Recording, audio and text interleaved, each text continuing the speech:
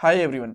अब बात करने वाले हैं पीएचपी के अंदर इंक्रीमेंट एंड डिक्रीमेंट ऑपरेटर्स के बारे में। सबसे पहले मैं आपको बताऊंगा इनका यूज होता क्या है, फिर हम लोग इंक्रीमेंट और डिक्रीमेंट ऑपरेटर को डिटेल में समझेंगे। एक्चुअली टोटल 4 ऑपरेटर्स होते हैं, 2 इंक्रीमेंट में एंड 2 डिक्रीमेंट के अंदर। सो ये कैसे फंक्शन करते हैं, कैसे ये काम करते हैं, वो मैं आपको बताऊंगा। देन हम लोग कोड के अंदर भी इनके एग्जांपल्स देखेंगे और लास्ट में कुछ इंपॉर्टेंट इंटरव्यू क्वेश्चंस भी डिस्कस करेंगे रिलेटेड टू दीज ऑपरेटर्स। एक चीज और है, इंक्रीमेंट एंड डिक्रीमेंट के ऊपर ट्रिकी क्वेश्चंस बनते हैं जो इस पार्ट के अंदर हम लोग कवर करेंगे। सो इंपॉर्टेंट वीडियो है, पूरी देखना। ये हमारी प्लेलिस्ट है, यहाँ पे 20 वीडियोस बना चुके हैं और भी बहुत सारी वीडियोस आने वाली हैं। हर एक टॉपिक के साथ में इंटरव्यू क्वेश्चन भी कवर होते हैं जो आपकी जॉब में भी हेल्प करेंगे। सो ये पूरी प्लेलिस्ट देखना आप, उसका लिंक आपको डिस्क्रिप्शन बॉक्स में मिल जाएगा। अब पहले क्वेश्चन की तरफ चलते हैं कि इनका यूज होता क्या है, इंक्रीमेंट एंड डिक्रीमेंट ऑपरेटर्स का।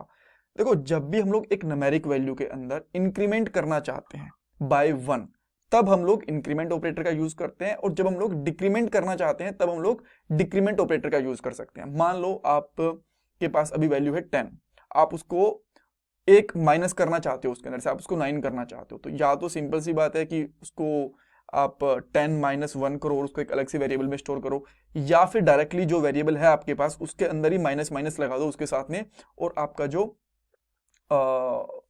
डेटा है, जो वैल्यू है, वो बाय 1 इंक्रीमेंट या डिक्रीमेंट हो जाएगी, जो भी आप ऑपरेटर यूज कर रहे हो उसके हिसाब से। कैसे, अभी आपको कोड में पता चलेगा, लेकिन पहले इनके सिनेरियोज बनते हैं वो समझ लो। देखो, जब आपको इंक्रीमेंट करना होता है ना, तो भी आपके 2 केस बनते हैं। पहला एक होता है प्री इंक्रीमेंट, एक होता है पोस्ट इंक्रीमेंट। प्री इंक्रीमेंट का मतलब ये होता है कि वेरिएबल को यूज करने से पहले, कोई भी आप उसका यूज कर रहे हो उससे पहले ही आप उसमें इंक्रीमेंट कर लो और बाद में वो आपको डिस्प्ले हो जाएगी। और पोस्ट इंक्रीमेंट ये होता है कि आप वेरिएबल का कोई यूज कर रहे हो, उसके बाद में आप उसमें इंक्रीमेंट करते हो। पहले उसका यूज हो गया, जो आउटपुट आया उसके अंदर आप लोग उसमें +1 कर दोगे, राइट। सेम इसी तरीके से डिक्रीमेंट का भी होता है। अगर आप लोग प्री डिक्रीमेंट करते हो तो काम होने से पहले, जो भी आप उसका यूज कर रहे हो, यूज करने से पहले उसमें इंक्रीमेंट होगा, और जब आप यूज करोगे तो डिक्रीमेंट होगा, और जब आप उसको यूज कर रहे होगे तो इंक्रीमेंट उसमें प्रेजेंट होगा।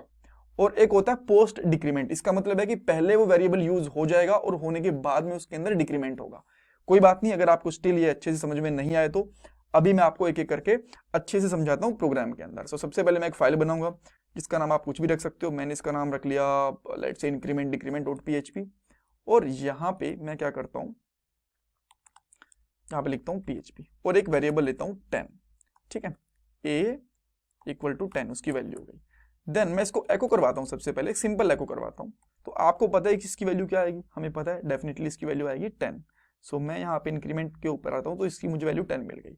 अब हम लोग एक एक करके इनको समझते हैं। सबसे पहले मैं प्री इंक्रीमेंट के ऊपर जाता हूँ। सो अगर मैं यहाँ पे लगा दूंगा प्लस प्लस, तो आपको इसकी वैल्यू क्या मिलनी चाहिए, आपको इसकी वैल्यू मिलनी चाहिए 11, बिकॉज पहले हम लोग इसको प्लस कर रहे हैं और फिर इसको हम लोग डिस्प्ले करवा रहे हैं। Here we go, right.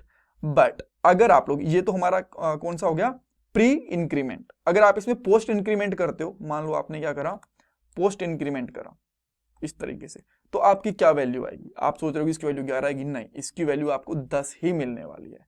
Hair we go. But हमने तो इंक्रीमेंट कर दिया, तो वो दिखा क्यों नहीं, बिकॉज पहले इसने वैल्यू को डिस्प्ले करा और बाद में उसमें इंक्रीमेंट करा, राइट। मैं इसको अगर आपको एक बार फिर से यहाँ पे दिखाने की कोशिश करूं, एक मैं यहाँ पे एको करके BR टैग लगा देता हूँ, राइट, ताकि थोड़ा सा मैं आपको अच्छे से समझा पाऊँ।